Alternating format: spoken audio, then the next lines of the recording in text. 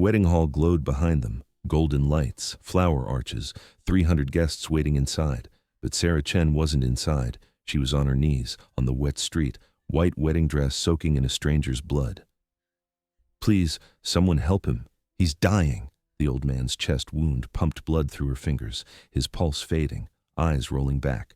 Brandon appeared, her groom, designer tuxedo, face twisted in rage. "Sarah, get up." She didn't move, kept pressure on the wound.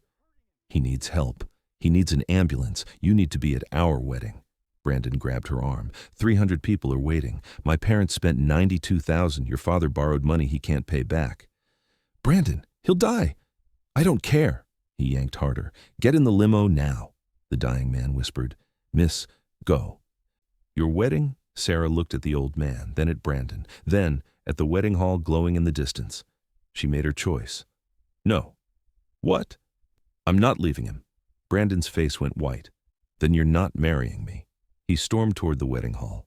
Sarah stayed, hands covered in blood, sirens approaching. She didn't know the video already had 6 million views, didn't know who the dying man really was. 6 hours earlier. Sunday morning, 6:47 a.m. Sarah's apartment, Lincoln Park. The dress hung on the closet door. Perfect, expensive, a beautiful cage. Sarah Chen, 26, sat on her bed staring at her mother's photo. Wedding countdown. 5 hours, 13 minutes. She should have felt like a princess. She felt like a prisoner. Brandon Mitchell, 31, senior associate at Morgan Stanley, $210,000 salary. They met at a charity gala 2 years ago. His mother loved that Sarah was grounded. A public school teacher, not high maintenance. Translation, easy to control. Sarah made $46,000 a year teaching 4th grade on the South Side. Every dollar she saved, $22,000 over 7 years, went to her father's dialysis, stage 4 kidney disease, no insurance, bills that never stopped. Sarah knew her father needed her. But he didn't know how much of her life had been spent holding on to a dream of security that wasn't really hers to begin with. When Brandon proposed, Dad cried, "Baby girl, you'll finally be safe." Safe. Not happy, not loved, safe. Last night. Rehearsal dinner. Brandon got drunk. Told his college buddy, loud enough for Sarah to hear. "She's not my type physically, but she's stable. Low maintenance, good investment." Good investment. Sarah touched her mother's photo. Mom died of breast cancer when Sarah was 15. Couldn't afford treatment. Final words. "Don't marry for security, baby. Promise me you'll marry for love." Sarah whispered. "I'm so sorry, Mom." 11:23 a.m. Hair done, makeup done, dress on, lies complete. The limo arrived. Destination? The Grand Marquis. Downtown Chicago, just 6 blocks away. 12:30 p.m. ceremony. She'd never make it inside, because in 35 minutes right outside her own wedding venue, everything would shatter. 11:58 a.m. The limo pulled up to the Grand Marquis. The wedding hall glowed like a dream. Massive entrance. Gold letters spelling out the venue name. Flower arrangements cascading down the marble steps. Everything perfect. "We're here, ma'am, right on time." Sarah looked out the window, saw guests arriving in formal wear. Brandon's parents greeting people at the entrance. Photographer adjusting his camera. Her wedding, actually happening. This was it. The moment she'd been preparing for. Then she heard the scream pierce through everything. "Help! Somebody help him!" 50 feet from the wedding entrance, right there on the sidewalk beside the venue, an old man collapsed against the brick wall, blood pouring from his chest, dark and fast, torn suit jacket, gray hair matted with sweat, face deathly white. A woman stood over him, hysterical. "Someone stabbed him! The attacker ran! Please, someone!" Wedding guests walked past, glanced down, kept walking toward the glowing entrance. Not one person stopped. Sarah's heart exploded in her chest. Driver spoke carefully. "Ma'am, we should go inside. Ceremony starts in 20 minutes. She opened the door. "Ma'am, your dress." Sarah ran, not toward her wedding hall, toward the dying man, white silk dragging on concrete, 30 feet from her own wedding entrance. Guests turning to stare in shock. She dropped beside him. His chest rose and fell in shallow, desperate gasps, punctured lung, maybe worse, blood everywhere. "Someone call 911. A groomsman in a tuxedo held up his phone. "Should I record this?" "Call 911 right now." He finally dialed. Sarah pressed her veil, $800 Belgian lace, against the gushing wound. Blood soaked through in seconds. The man's eyes fluttered open, focused on her face. Your wedding. Right there. Stay with me. What's your name? James. Barely a whisper. James Hartwell. James, I'm Sarah. Help is coming. Stay with me. Her phone exploded with calls. Through the glass entrance doors, she could see guests seated inside. Brandon standing at the altar, checking his watch, confused. The man coughed blood, grabbed her wrist weakly. Go. Everyone's waiting. For you. Sarah's voice trembled, but her hand stayed firm. I'm not leaving you. Not for anything. Sirens screaming closer. Brandon burst out of the wedding hall entrance, saw her kneeling in blood, his bride, 30 feet from the altar, face contorted with disbelief and pure rage. Sarah, what are you doing? He's dying.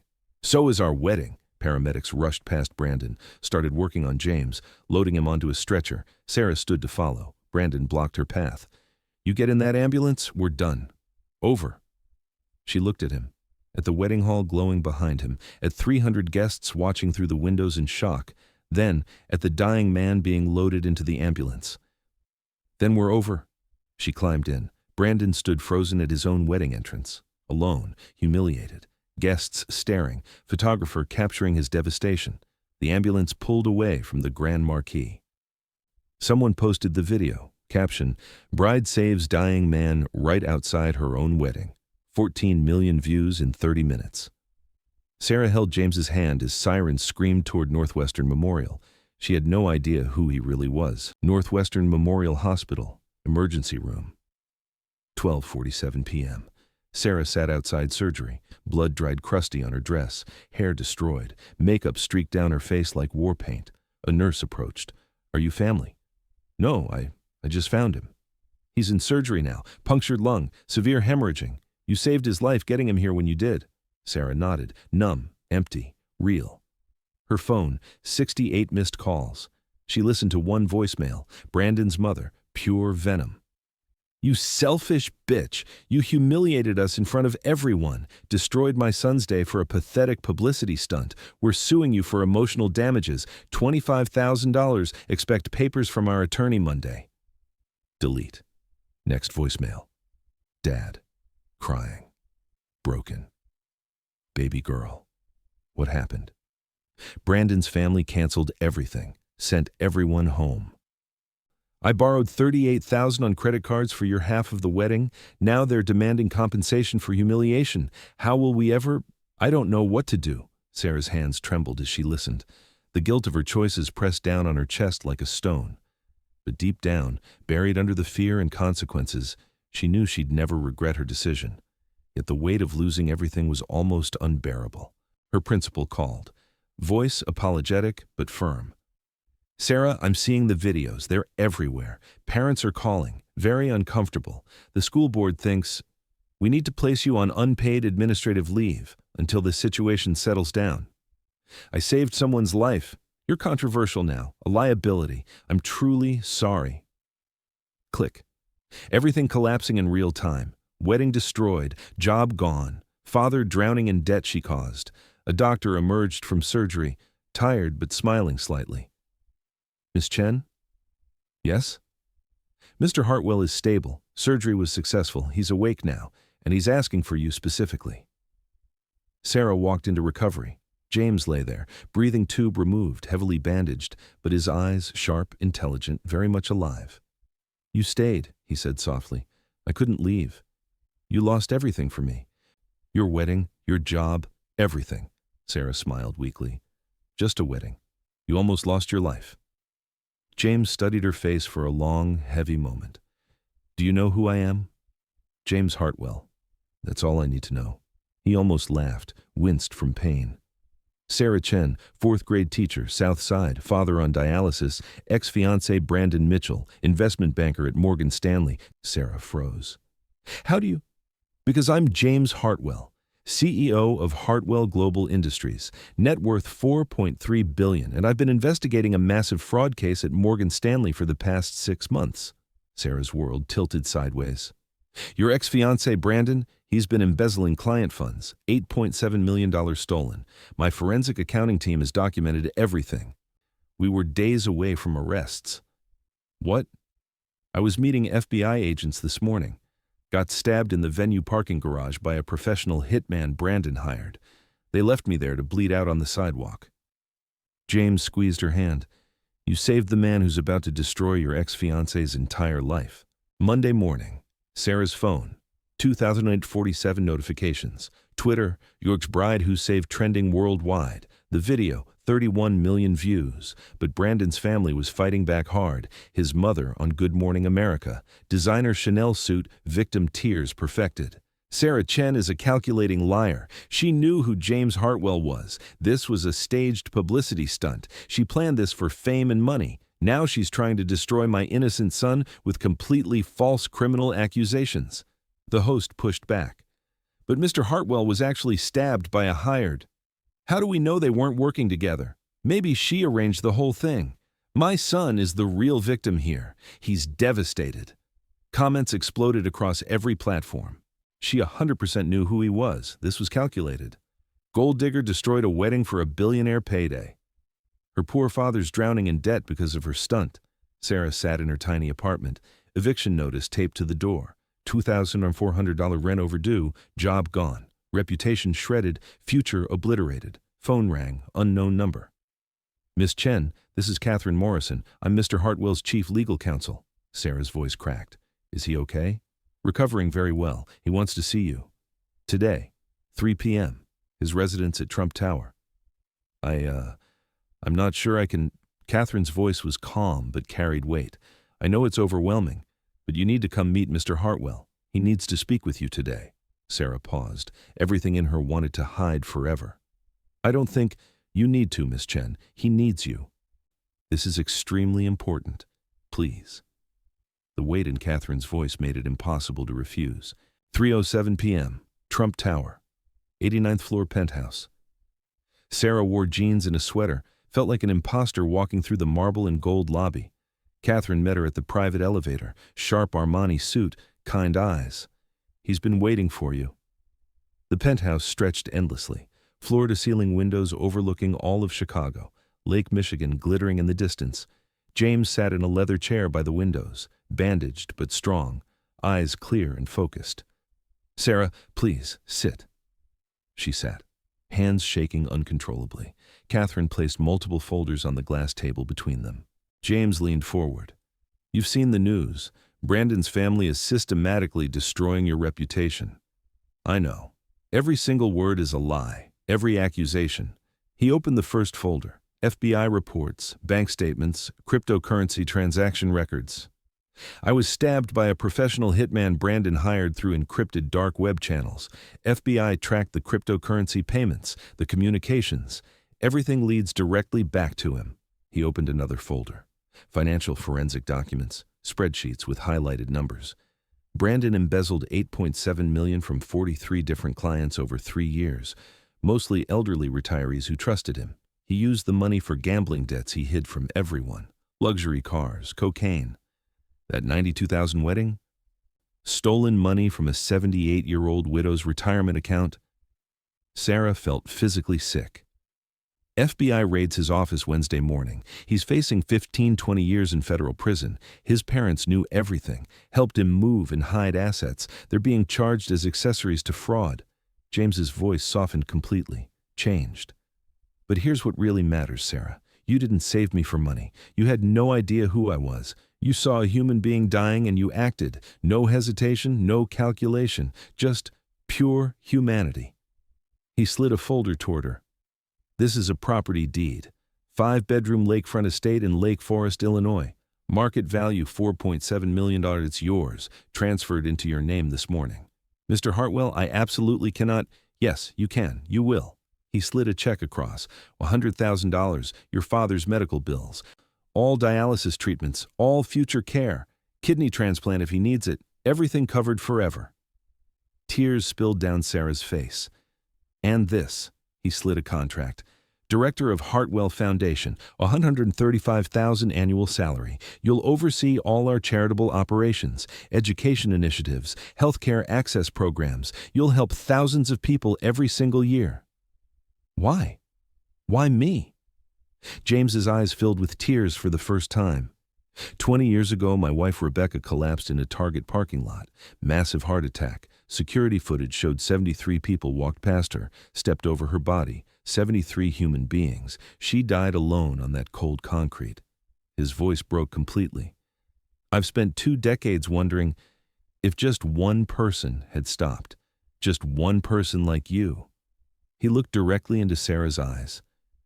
You're that one person, Sarah. You're the person this world desperately needs more of. Wednesday, 6:47 a.m., FBI raided Morgan Stanley's Chicago headquarters, federal agents in tactical gear, boxes and boxes of evidence, news cameras capturing everything live. Brandon arrested at his parents' $3.2 million Winnetka mansion, handcuffs, perp walked down the driveway, his mother screaming at reporters, designer makeup running. By noon, every network carried the story. CNN, Morgan Stanley executive arrested in $8.7 million fraud scheme. Fox News, wedding scandal takes shocking criminal turn. MSNBC, bride who saved billionaire, actually saved herself from criminal fiancé.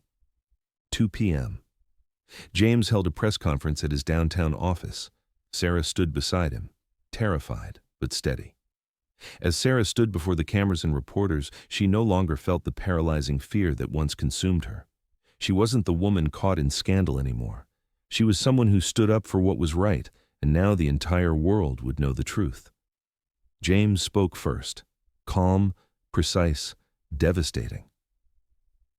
This woman has been called a gold digger, an attention seeker, a manipulative liar. Let me be absolutely crystal clear. Sarah Chen is a hero in every sense of that word. She saved my life knowing nothing about my identity or wealth, while my attacker, hired and paid by Brandon Mitchell, left me bleeding to death on a sidewalk. She stopped everything to help. He displayed evidence on massive screens behind him, FBI documentation. Brandon's bank transfers to the hitman, encrypted dark web messages. Brandon Mitchell attempted to murder me to stop a federal investigation into his crimes. He stole $8.7 million from elderly victims who trusted him with their life savings, and his family has spent the past 3 days viciously attacking the woman who stopped his plan and saved my life. A reporter shouted, "What about the wedding expenses they're demanding from her family?" James's face went ice cold. The Mitchell family demanded $25,000 from Sarah's disabled father. That money was stolen from elderly victims. They will be paying back every single penny to those victims, plus facing decades in federal prison. Media explosion. By evening, Brandon's mother arrested. Accessory to fraud, money laundering. Brandon's father arrested. Conspiracy. Accessory after the fact. Sarah's principal called, "Please come back." 62,000 salary, head of curriculum department. 847 media requests, Netflix documentary offers, major book publishers, international speaking tours. Sarah declined everything except one thing. Thursday, she visited Dad at his dialysis center, handed him a simple envelope. "What's this, baby girl?" "Just open it. A check for $100,000 from Hartwell Foundation. All your treatments, forever, new insurance, private specialists, kidney transplant when you're ready, everything taken care of." Dad sobbed, held his daughter like she was the most precious thing in the world. "You lost a wedding, but somehow saved our entire lives." Sarah smiled through her own tears. "I didn't lose anything, Dad. I finally found out who I really am." 1 year later. Sarah, now director of Hartwell Foundation, walked past the Grand Marquis, the wedding venue where she never got married. Across the street, elderly man collapsed. Heart attack, crowd forming, phones recording, nobody helping. She ran without thinking, performed CPR, saved him, someone filmed, posted. A year later, she's still the same person, James called, laughing. "You can't help yourself." "Would you want me to?" "Never," Sarah smiled, voice steady. "It's who I am." The foundation helped 8,200 families. Brandon got 18 years federal prison. His parents got 7 each. Sarah never married Brandon. She married her purpose instead. What would you have done? Stopped or kept walking? Comment below. If this moved you, subscribe. Millions walk past every day, but one person stops. Be that one. See you next time.